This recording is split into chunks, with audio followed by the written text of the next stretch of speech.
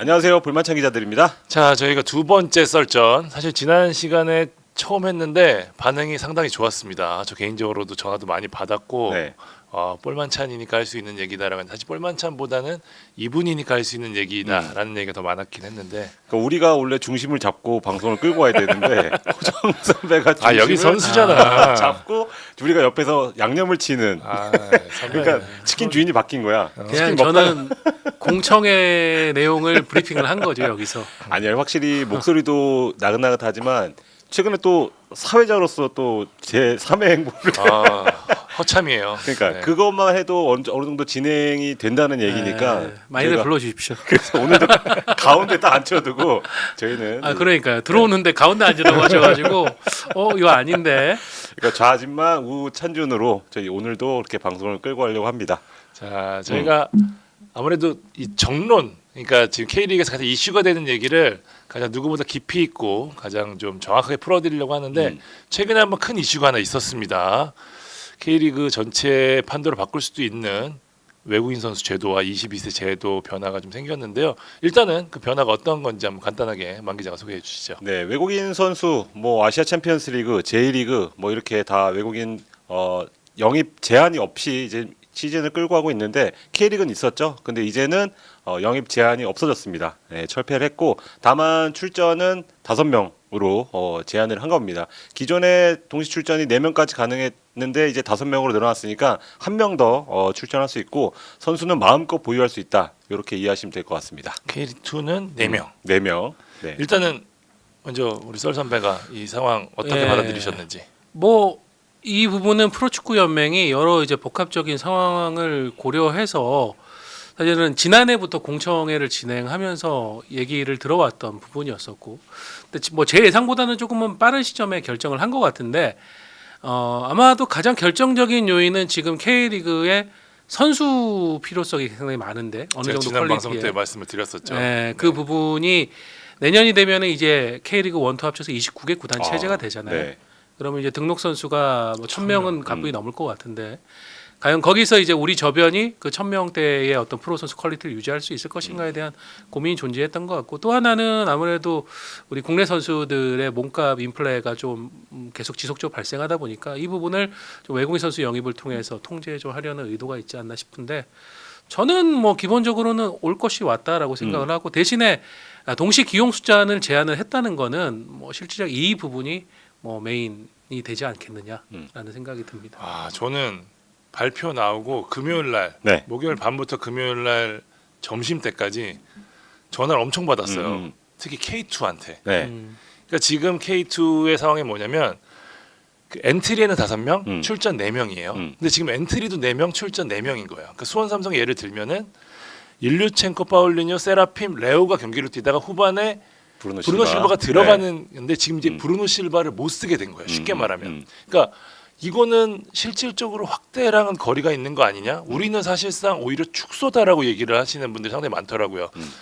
썰 선배가 얘기한 대로 저도 방송에서 여러 차례 말씀을 드렸지만 지금 어쨌든 연맹이 하고자 하는 가장 큰 이유는 국내 선수의 몸값이 올라갔던 측면도 분명히 있는데 그래서 오히려 외국인 선수에 대한 니즈는 K1 못지않게 K2가 더 높았단 말이에요. 그 말씀드린 대로 예전 같으면 8천만 원이면 데려올 수 있는 선수를 지금 2억 가까이 들여는 게 지금 현재 상황이거든요. 선수가 워낙 귀하니까. 근데 외국인 선수를 4명으로 제한했다?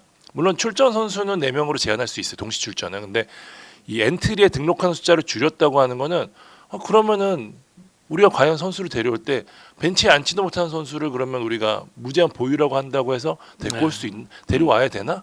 이거에 대한 반문이 상당히 많아요. 그러니까 많은 분들이 조금 착각하실 부분이 그런 것 같아요. 이게 보유가 무제한이다 보니까 그러면은 뭐 조호르나 혹은 이제 사우디에 있는 팀들처럼 10명을 뭐 10명, 외국인으로. 11명 이렇게 외국인 선수 이제 보유할 수 있는 거 아니야? 라고 하는데 실제로 그렇게 할 구단은 거의 안 나올 거라고 없어요. 봅니다. 네. 거의가 아니라 한 팀도 없다고 봐야죠. 네. 네. 일단 동시 출전 5명이기 때문에 만약에 7명 보유해도 나머지 2명 어디 갈 거예요? 엔트리에도 못 넣고 그 선수들 뭐 ACL 한두 경기 뛰기고 요걸로 달래줄 수는 없거든요. 그러니까 사우디는 그렇게 달래잖아요. 근데 K리그 환경상 그렇게 안 되기 때문에 그러니까 환경적으로 성향적으로 저는 뭐 K리그와 가장 유사한 리그는 J리그라고 네. 생각을 하는데, 그래서 2025 시즌 지금 J리그 외국인 현황을 제가 이거 발표 나고 나서 한번 싹 봤거든요. 네. 그러니까 8명 보유하는 팀들도 있어요. 근데 보통 8명 보유하는 팀들은 한 2명 정도는 뭐 한국인 유망주라든가 네. 아니면 이제 동남아 쪽에 맞아요. 전략적인 선수 영입 이런 선수들을 하고 있고 지금 뭐 상위권 경쟁하고 있는 가시와 레이솔 같은 경우 외국 선수 한 명만 갑니다. 그러니까 구단의 어떤 성향, 판단, 재정적인 상황 이런 것들을 종합적으로 검토를 해가지고 외국인 선수를 결정하는 거지 이게 제도가 열렸다고 해가지고 무한대로 영입할 수 있는 건 아니고요. 사실 다들 아시잖아요. K리그 예산이나 재정 수준에 대해서 그게 네. 뭐 이 문호가 열렸다고 해가지고 그에 맞춰서 외국인 선수 예산이 기하급수적으로 올라갈 수는 없습니다. 그 J리그 말씀드렸는데 2019년에 J리그가 이제 풀렸는데 그때는 처음에 똑같이 얘기가 좀 있었어요. 우리도 외국인 많이 영입할 수 있겠다 사우디처럼. 근데 결국은 5명 전후로 이제 딱 맞춰지는 거예요. 지금 2025년 제가 J1 숫자 총 해보니까 5.25명이에요. 네 맞아요. 네. 딱 신기하게도 평균이 나오는 겁니다. 아마 K리그도 지금 뭐 6명 있는 구단 있고 3명 있는 구단 있고 다 다르거든요. 근데 평균적으로 이제 4에서 5 정도 된다 그랬을 때 크게 벗어나지 않을 것 같다. 그런 예측이 좀 많더라고요. 그러니까 제가 계속해서 지난번 방송부터 얘기했던 게 어쨌든 썰 선배도 얘기했고 등록 선수 인구가 이제 1,000명이 넘어가는 상황에서 물리적인 숫자가 부족해진 상황이라고 맞아요. 말씀을 네. 여러 차례 드렸잖아요. J리그 같은 경우에는 선수 등록 인구가 상당히 많아요. 그러니까 우리가 100명 중에 1명이 프로 되는 거랑 100명 중에 10명이 프로 되는 거랑은 차이가 크잖아요. 사실 지금 K리그 전체를 보면은 이게 K리그 수준이 아닌데라는 선수들이 뛰고 있는 경우들이 상당히 많고 축구인들도 상당히 얘기를 많이 하고 있는 상황인데 지금 어쨌든 외국인 선수를 확대하는 개념 여러 가지 이유가 있겠지만 저는 이 등록 선수 그러니까 우리가 필요한 절대적인 숫자를 채운다는 측면에서 봤었을 때는 그러면 조금 더 뛰는 선수는 늘어났어야 된다라고 생각하거든요. 그래야지 선수들을 조금 더 영입할 수 있는 거고 야구 같은 경우에는 지금 들어온 선수는 다 뛰잖아요. 어찌됐건. 근데 축구는 지금 이게 남겨두면은 뭐 육성의 개념도 있고 여러 가지 있겠지만 저는 선수들 몸값 인플레 측면에서는 이거는 잡을 수 있는 형태는 아니다라는 좀 아쉬움이 개인적으로 있기는 합니다. 뭐 이제 다만 이제 그런 문제들은 좀 해소되겠죠. K리그가 최근까지도 네. 울산 HD 같은 경우 아라비제 선수, 음. 그러니까 이 선수를 좀 무리해서 그렇죠. 빼려고 하다가 네. 좀 사달이 났잖아요. 커터 맞추려고. 네, 그리고 뭐 울산 같은 경우 야구 선수 같은 경우에도 결국은 이제 클럽 월드컵 전에 빼지를 못해서 갔다가 사실은 좀 한 달 가량을 허송세월했죠. 그리고 그 선수는 중국 쪽으로 임대를 갔는데 이런 상황이 발생했을 때 구단이 좀 이제 그런 갈등보다는 조금 그럼 우리는 먼저 선수부터 일단 확보를 하고 그러면은 너는 지금 우리가 이제 보유는 할 수 있지만 그쵸. 경기는 뛸 수 없어. 어떻게 할 거야? 라면서 조금은 여유 있게 유연하게 정리를. 여유 있게 준비하고 유연하게 좀 그런 걸 해소할 수 있는 상황은 가능해졌다고 봅니다. 실제로 그런 부분을 지금 많이 염두에 두고 있더라고요. 그러니까 계약서 보면은 뭐 몇 경기 이상 출전하면은 계약 연장이 되는 조건들이 사실 있잖아요. 그래서 네. 이제 뭐 예를 들어 25경기인데 24경기부터 안 뛰기는 경우들도 많이 있고 그러거든요. 근데 지금 이제 보유가 무제한 풀렸으니까 그래 그냥 활용해 보고 연봉 협상 다시 해서 한번 써보는 쪽으로 남기는 쪽으로 해보자라고 하는데 그런 부분에서는 분명히 도움이 될 수 있는데 저는 활용도 폭은 조금 더 고민해봤어야 되지 않을까라는 생각. 그 무엇보다 K리그 1은 어쨌든 K리그 1이 우리가 6명을 보유한 팀이 거의 없어서 그런데 네. 엔트리에 6명 들어갈 수 있어요, 사실. 그러니까 이제 뭔데 6명도 안 채우니까 5명 뭐 하고 그런 상황인데 K2는 이제 K2 여러분 말씀드리지만 K2는 대표자 회의할 때도 그랬대요. 한 팀을 제외한 13개 팀이 우리는 무조건 확대에 찬성합니다. 라고 얘기를 했는데 정작 반영은 되지 않은 거죠. 그러니까 이 우리가 그렇게 원하는데 이거 왜 안 열었냐 이렇게 얘기하는 게 나오고 있는 상황이에요 지금. 그 두 가지 잣대로 좀 보는 것 같아요. K리그 2 같은 경우에는 특히 이제 재정적인 상황에서 중하위권 규모의 팀들이 시민구단이 많으니까 네. 뭐 프로축구연맹은 약간 지레짐작으로 걱정을 하면서 이걸 풀었다가 또 여러 올해의 특정 구단 얘기를 해서 저는 충남 아산 그렇죠. 같은 그런 네네. 상황이 발생하는 것을 막으려고 좀 고민을 한 것 같은데 실제로 그 얘기를 하더라고요. 근데 네. 뭐 저도 마찬가지예요. 찬 기자 의견대로 풀 거였다면은 이제 그 부분도 같이 갔었어야 되는 게 저는 맞다고 보는데 뭐 이게 실질적으로 재정적인 부분을 어떻게 할지 저는 이게 사실 정책적으로 조금은 아이러니한 부분이 있는 게 사실은 진짜 구단들이 재정적으로 위축받거나 좀 우리가 과도하게 쓸 수밖에 없는 상황이 만들어지는 거는 지금 굉장히 타이트한 승강제 제도가 더 영향이 크다고 보거든요. 맞아요. 무조건이죠. 네. 예, 근데 오히려 프로축구연맹에서는 K리그 2 너무 외국인 선수에게 돈 많이 쓰면 안 돼라고 너무 과하게 걱정하는 거 아닌지 진짜 원인도 한번 살펴봐야 되지 않나 싶습니다. 여러 가지 우려 중에 일단 부익부 빈익빈이 있습니다. 네, 결국은 K리그 1에서도 하위권에 있는 팀들, 소위 재정이 넉넉지 않은 팀들은 그 제한이 풀려도 지금과 크게 다르지 않을 거예요. 일단 어떤 인건비 같은 게 한계가 있으니까. 근데 소위 우승을 노리는 팀들은 조금 더 투자할 수는 있겠죠. 그래서 이게 점점 더 벌어질 거다. 이런 또 우려가 있거든요. 근데 그 자연스러운 거 저도 아닐까요? 저는 K리가 빨리 슈퍼팀이 하나 나왔으면 하는 생각들이 있어요. 물론 전북 조우루처럼. 울산이 그랬지만 K리그가 지금까지 발전해서 조금 저해됐던 게 뭐냐면 리그의 불확실성이라고 생각하거든요. 누구든 우승할 수 있고 누구든 강등될 수 있는 게 결국에는 이 팀이 장기적으로 선택하는 데 있어서 문제가 생기는데 만약에 부익부 빈익빈이 되면은 저는 오히려 이게 연맹에서 의도한 게 가는 거 아니냐라는 생각도 사실 좀 들거든요. 그러니까 이제 하위권 팀들의 불만은 그거죠. 결국은 격차가 더 벌어지는 거 아니냐. 왜냐하면 지금 오베르단 4명이 뛰는 거랑 오베르단 5명이 뛰는 거는 상대팀 입장에서 받는 데미지가 더 크잖아요. 근데 이제 그런 여건이 열렸고, 왜냐하면 우리는 오베르단 한 명도 데려올 수 없는 상황이니까 이제 그들의 이야기는 또 그렇고, 근데 또 다른 우려는 이게 아무리 제한을 풀어도 과연 수준급 외국인이 들어올 거냐는 거죠. 예. 결국은 또 이제 스카우팅 네. 시스템의 수준에 대한 그렇죠. 논의가 들어가야 되는 거죠. 예, 이게 첫 번째 얘기랑 연결이 되는 건데 부익부 빈익빈 얘기하는데 아니 지금 보세요. 안양 용병이 더 좋아요. 전북 용병이 더 좋아요. 안양이 더 좋아 보이죠. 잘 아니, 쓰니까. 수원 FC 용병도 더 좋아 보이고. 그러니까 네. 이게 K리그는 사실 용병으로 부익부 빈익빈 가기는 쉽지 않아요. 사실 뭐 독일 같은 게 예를 들면 바이에른 뮌헨 같은 경우에는 진짜 비싼 선수들을 그쵸, 데려올 좋은 수 선수들. 있는데 네. 우리는 그런 상황은 아니니까 사실 숫자가 늘어난다고 부익부 빈익빈 되기는 쉽지 않을 거라고 저는 개인적으로 생각하거든요. 말씀하신 대로 스카우팅 자체가 그러니까, 더 네. 중요하지 그 차이는 좀 있을 것 같아요. 사실 뭐 지금 K리그 대부분 구단들이 에이전트가 제공하는 영상이나 그렇죠. 이제 와이스카우트 통해 가지고 네. 실질적으로 확인을 하고 어느 정도 이제 가는 방식이 대부분일 거예요. 예, 뭐 와이스카우트 안 쓰는 구단들도 있고. 뭐 구단이 직접 보는 케이스도 있긴 그렇죠. 하지만. 구단이 예. 직접 나가서 보면은 그나마 낫긴 한데, 근데 그럼에도 불구하고 외국인 선수는 이제 실패 확률이 높고 최근 한 2년 동안은 보면 전반적으로 보면 기존의 선수들이 돌려막기였죠. 검증된 선수들이 잘하는 편이고 새로운 선수들은 실패한 경우가 굉장히 많거든요.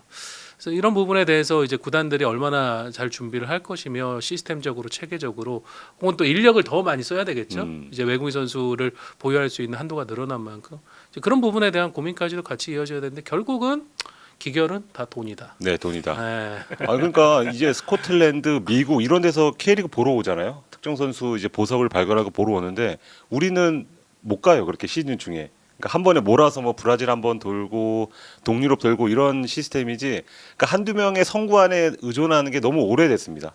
근데 네. 이게 시간과 돈이 들면 좋은 선수를 뽑을 수 있다는 사례가 예전에 1588이었거든요. 네, 1588. 네. 그때 당시에 이제 스카우트한테 대표가 그랬다 그러죠. 야 성공을 못하면 우리 같이 짐 싸고 성공하면 너한테 확실하게 인센티브를 줄게라고 해서 뽑은 선수가 일루첸코 누구죠?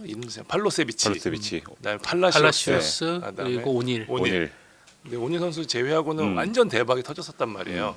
그러니까 그런 시스템으로 결국에는 가야지 우리가 안정적으로 외국인 선수 수급이 가능한데 지금 상황에서는 사실 쉽지 않은 게 팩트죠. 그러니까 결론적으로 양보단 질이라는 거잖아요. 그렇죠. 그리고 또 그런 선수들을 스카우트 해와서 이제 리그 안에서 감독이 얼마나 또 외국인 선수를 적극적으로 활용하느냐인데 뭐 지난번 방송 때도 얘기했지만 안양이 그렇죠. 왜 이렇게 외국인 선수들이 잘 되냐라는 거는 결국은 그 스카우팅을 하는 이우영 단장과 그 스카우팅 팀 그리고 유병훈 감독과 코칭 스태프 여기가 한 마음 한 몸이니까 맞아요. 우리는 어떻게든 이 선수를 끌어내가지고 쓰겠다라는 목적 의식이 분명하니까 이제 그게 되는 건데 거기에서도 또 이제 약간의 뭐 불협화음이라든가 이런 게 발생하면은 뭐 스카우트 잘해봤자 그 선수가 그렇죠. 좋은 선수인지 안 좋은 선수인지 안 뛰는데 어떻게 합니까? 그렇죠. 예를 들면은 지금 강원 지난 1년 동안 뛰고 간 코바세비치라는 선수 대박 지금 유럽 터졌다면서요? 가서 네. 굉장히 잘해서 지금 못 데려온다고.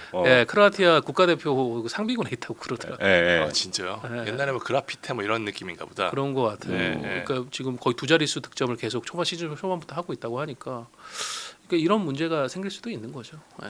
근데 K리그 상위권, 그러니까 안양 케이스는 좀 다른 게 지금 우승 그리고 2위 하고 있는 팀들은 외국인 활용도가 되게 낮잖아요. 지금 뭐 물론 대전은 후반기에 뭐 주앙 빅토르 에란데스를 하고 있지만, 근데 한가는 누가 그렇게 얘기를 해요. 국내 선수들이 너무 좋기 때문에 외국인 선수들이 못 뛰는 건지, 아니면 외국인 선수들의 퀄리티가 떨어져서 경기 출전이 없는 건지.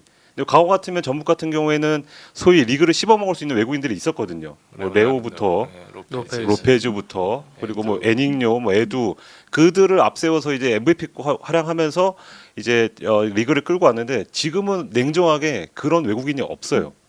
네. 여전히 세징야죠. 여전히 세징야예요, 진짜. 네, 그러니까 토마스, 그러니까 사방 이거는 정말 어쩌다 한 번씩 터지는 거지. 전체적으로 지금 성공률이 20%도 안 넘으니까 우리나라가 요거를 더 크게 고민해야 되는 게 아닌가.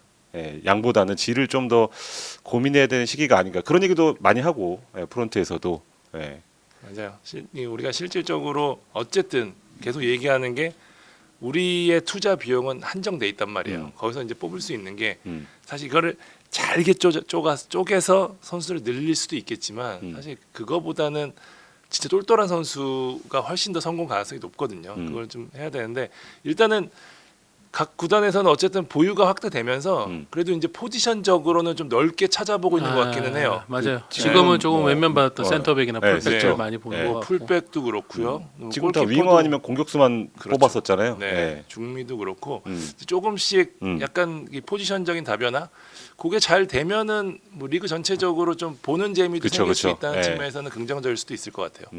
아무래도 수준도 좀 올라갈 수 있겠고. 근데 한간에는 또 이제 국내 선수들의 어떤 입지라던가 국내 선수들의 실력 저하가 이루어지는 게 아닌가. 왜냐하면 출전 시간이 줄어들 가능성이 있으니까. 어떻게 그 고민 속에서 나온 지금의 선택이 또 22세 이하 제도의 가치를 뭐 거의 이제 유명무실화 시켰다고 저는 생각을 하는데 끝났죠. 이어서 네. 뭐 네. 간단하게 22세 제도도 한번 좀 음. 바뀐 제도 설명해 볼까요? 일단은 K1은 사실상 없어진 겁니다. 그러니까 엔트리에 2명만 포함하면 그쵸. 이제 교체 5장을 쓸 수 있다. K2는 현행 K1 제도를 그대로 유지하게 되는 거고요.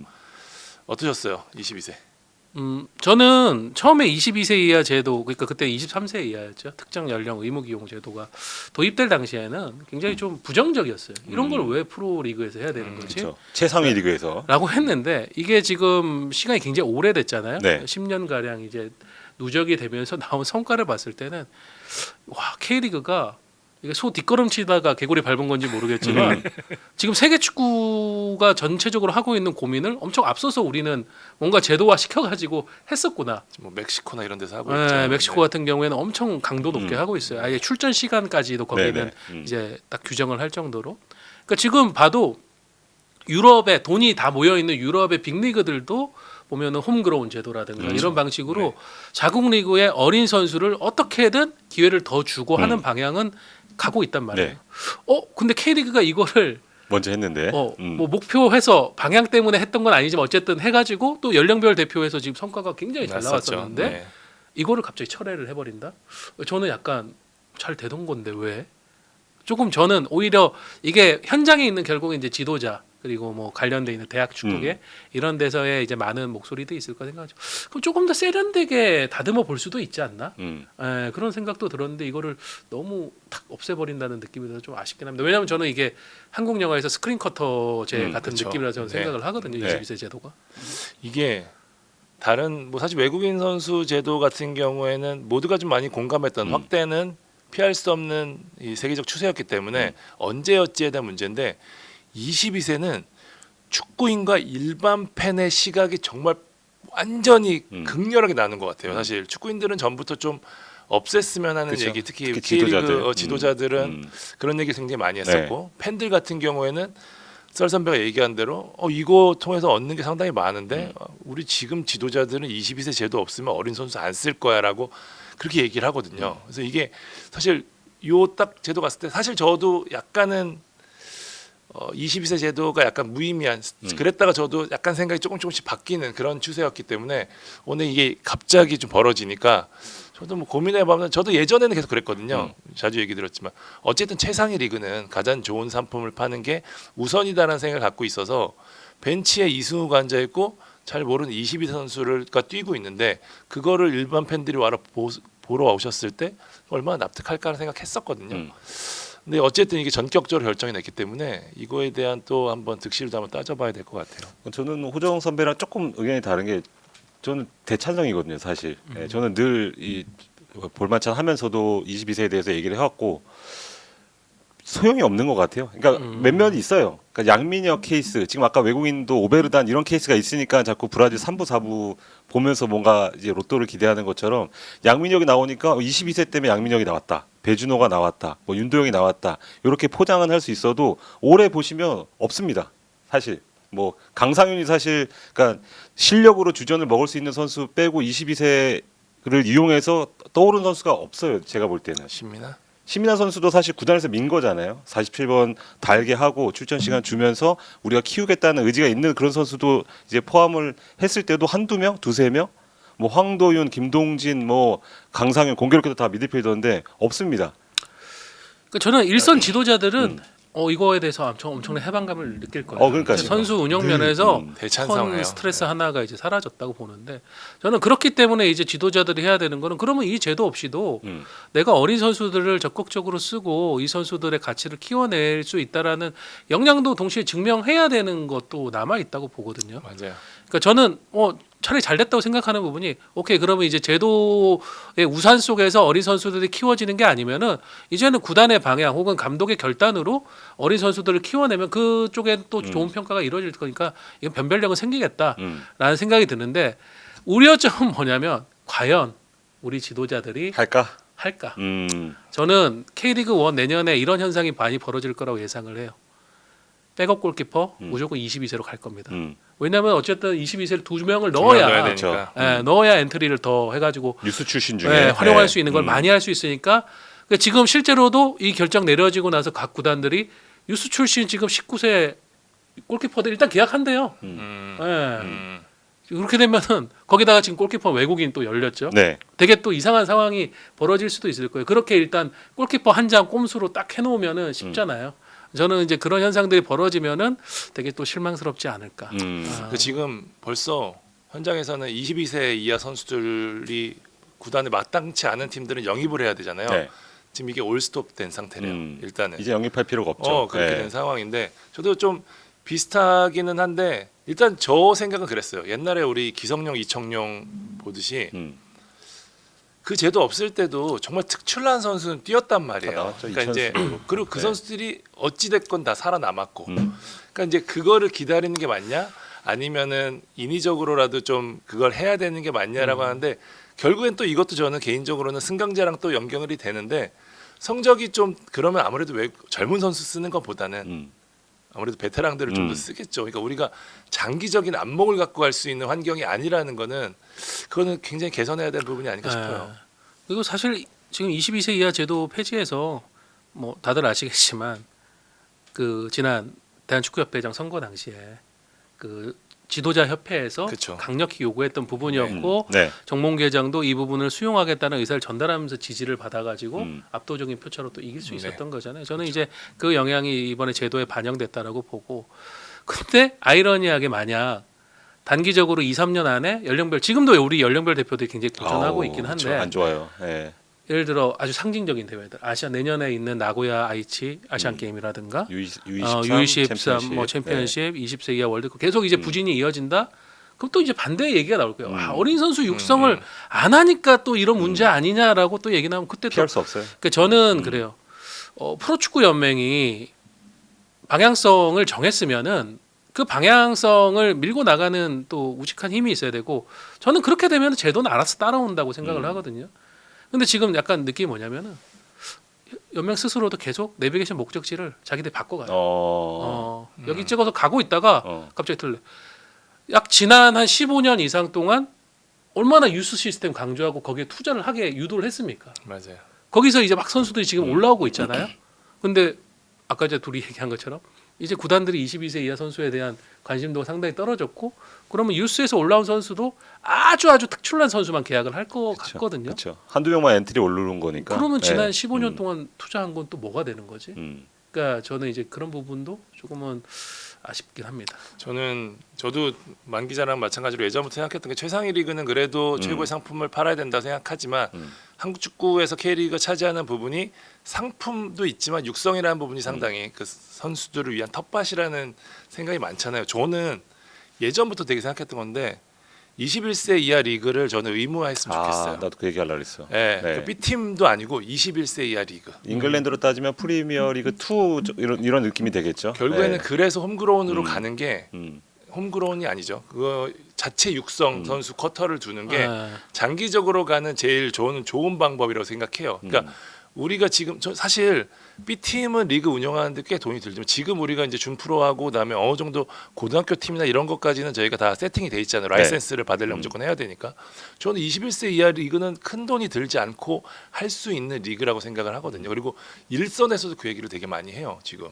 오히려 이거 강제하고 우리가 좀 팀을 늘리는 이유가 되게 많은데 저는 21세 이하 리그가 잘 돼서 이게 3부 리그에도 편입이 되고 승격까지 해서 2부까지 가면은 팀 자체는 아무 문제가 없을 거라 팀 수 자체는 저는 이거는 좀 대승적으로 좀 고민할 때가 되지 않았나라는 생각 좀 들어요. 아까 저 찬성을 한다는 게 저도 이거 얘기하려고 했는데 그런 게 뒷받침 돼야지 돌아갈 수 있다고 보거든요. 근데 달랑 22세 빼면은 저는 이제 감독들이 보이지 않는 22세를 본인들이 할 것 같지는 않고, 근데 21세 이하 리그라던가 뭐 프리미어리 2 같은 리그를 만들어서 거기서 이제 21세 이하 몇 명 넣고 뭐 오버되는 선수 몇 명 넣을 수 있고 이렇게 하면은 이제 백업도 운영을 하고 21세 이하도 키울 수 있기 때문에 그거를 저는 좀 아마 구단들은 다 하라 그러면 안 할 거예요. 돈 든다고. 의무화해야 돼. 예, 그러니까요. 연맹이 나서서 뭐 상금도 때로 받고 어느 정도 지원도 하고 이렇게 해야지 뭔가 운영이 될 것 같은 이게 느낌이 최근에 있어요. 다시 R리그 부활이 이제 아마 이제 그런 방향으로 네.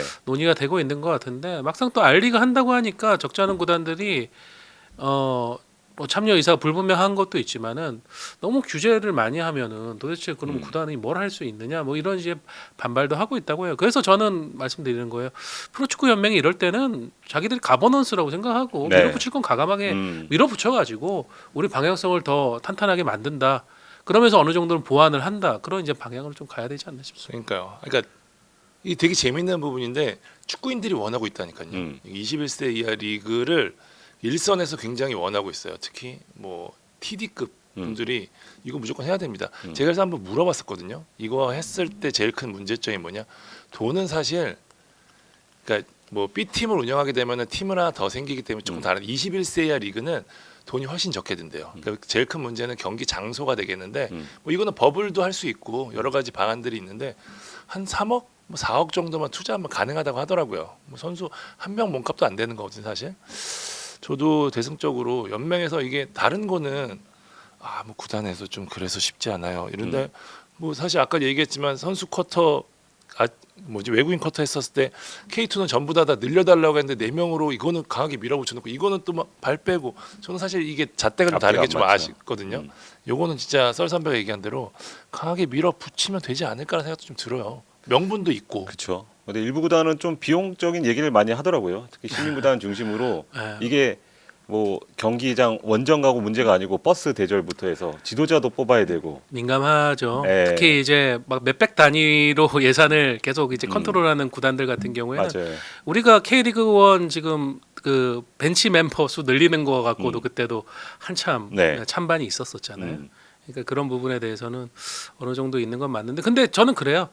뭐 의무 참가를 초반에 할 수 없다면은 원하는 팀들 적극적으로 해가지고 효과를 어쨌든 잘 보여주면은 네. 다른 팀들은 따라올 수밖에 없다고 생각을 하고 그리고 뭐 21세 이하 거기에도 상금 강하게 해가지고 또 하고 선수 부각시켜주고 이제 그런 방향을 또 한다고 하면 다른 애들도 따라올 수밖에 없다고 봅니다. 그러니까 21세 이하 리그가 지금 적기인 게 뭐냐면 물론 굉장히 현실적이지 않은 얘기가 될 수도 있긴 하겠지만 너무 지금 어린 선수들을 계속해서 외국에서 찾고 있거든요.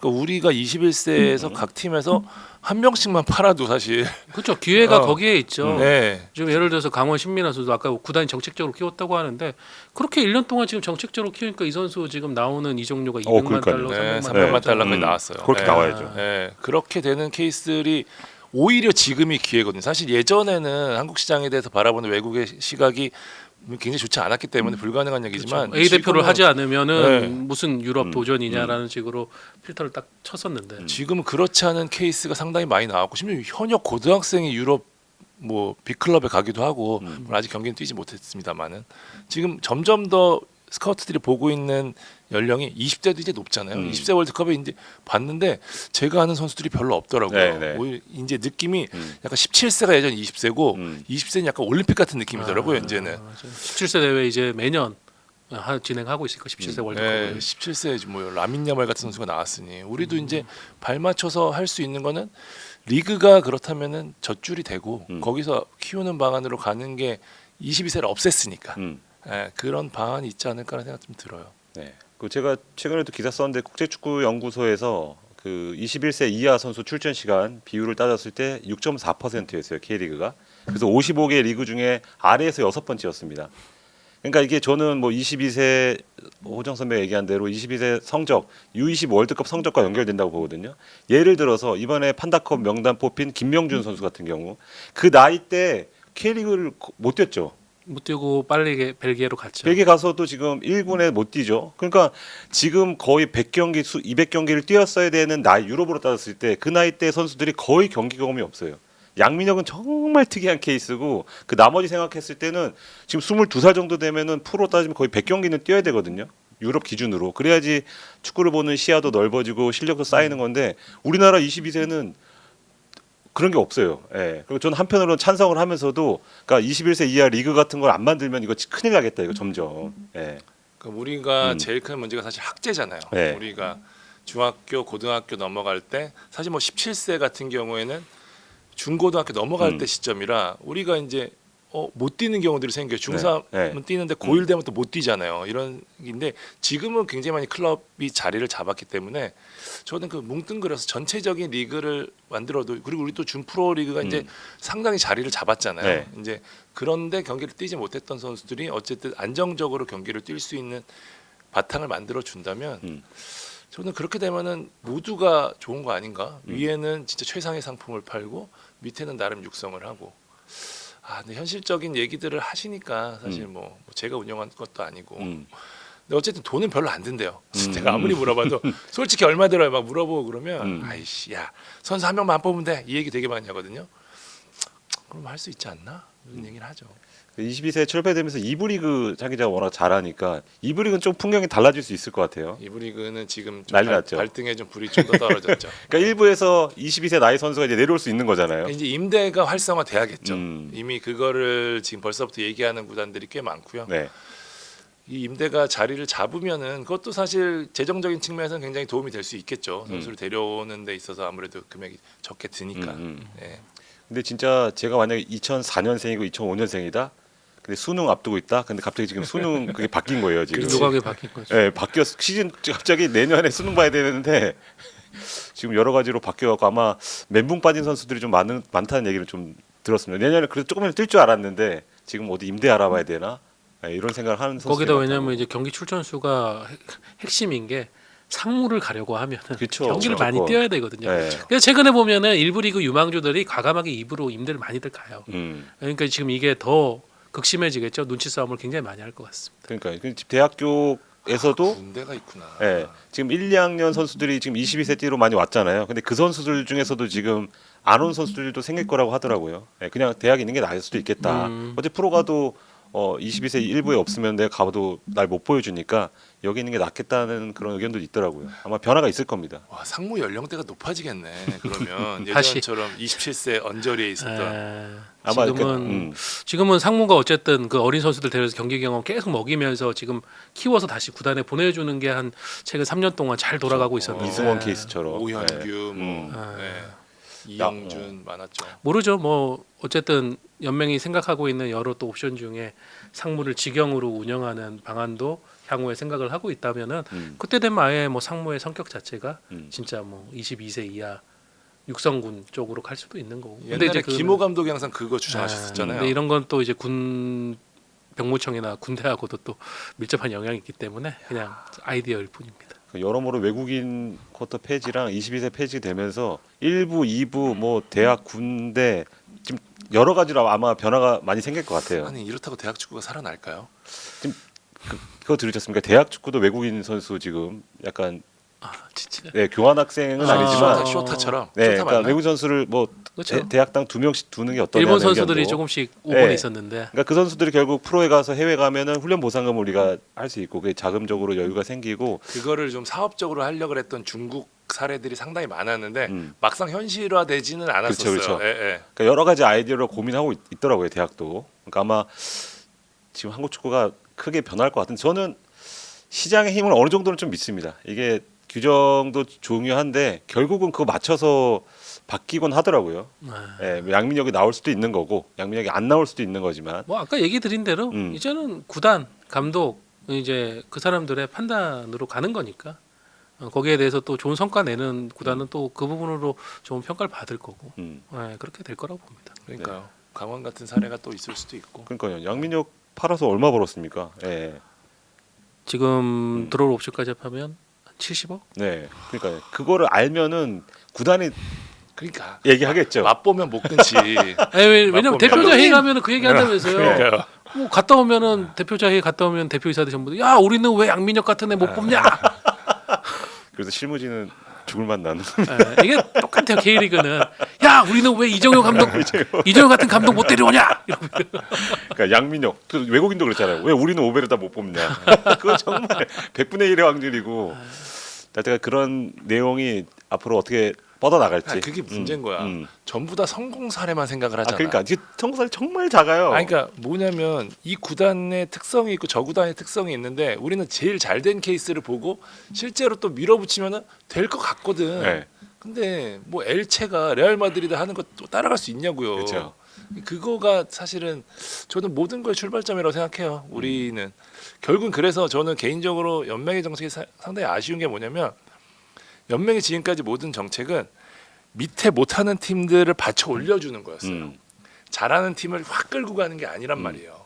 그러니까 이제 여기를 끌고 가니까 당연히 이 갭은 계속 줄어들 수밖에 없고 그렇게 따라서 우리가 할 수 있는 정책도 한계가 있을 수밖에 없는 거예요. 근데 여기를 위로 늘려버리면 그만큼 할 수 있는 폭이 넓어지는 거거든요. 근데 계속 이 팀이 안 된다 그러니까 조금만 좀 양해해 주세요. 이게 너무 많았거든요, 사실.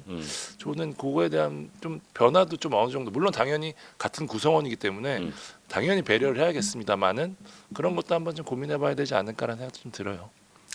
근데 뭐 지금 여러 또 추가적인 논의 사안들이 있어요. K리그 1팀 이제 디비전 구조 확대. 저는 보니까 프로축구 연맹이 공청회를 한 거는 결국은 약간 시그널인 것 같아요.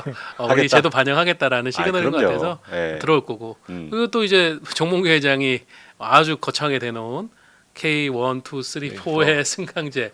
요것도 제가 볼 때는 이거 쉽지 않습니다. 이거 어떻게 현실화 시킬지 모르겠는데 근데 밀어붙이겠죠. 지금 큰일 났습니다. 포리 4부 리그는 아직도 안 올라오려고 합니다. 서로 안 올라오려고 지금 네. 네가 가라 K3 이러고 있는데. 기본 연봉 이런 문제 있어서 K3에서 올리려면은 저는 아까 얘기한 대로 그 스페인처럼 네. B 팀이 내려갔다가 올라오고 이 케이스밖에 없다고 생각해요. 저는 개인적으로 그거를 해줄 수 있는 구단은 한번 봐도 몇 개 안 돼요. 지금 그나마 올라올 수 있을 만한 구단들이 지금 다 프로화 해버렸잖아요. 네네. 지금 용인 김해라든지 김해. 뭐 이런 팀들이 좀 남아 있는 팀들 중에는 있을까?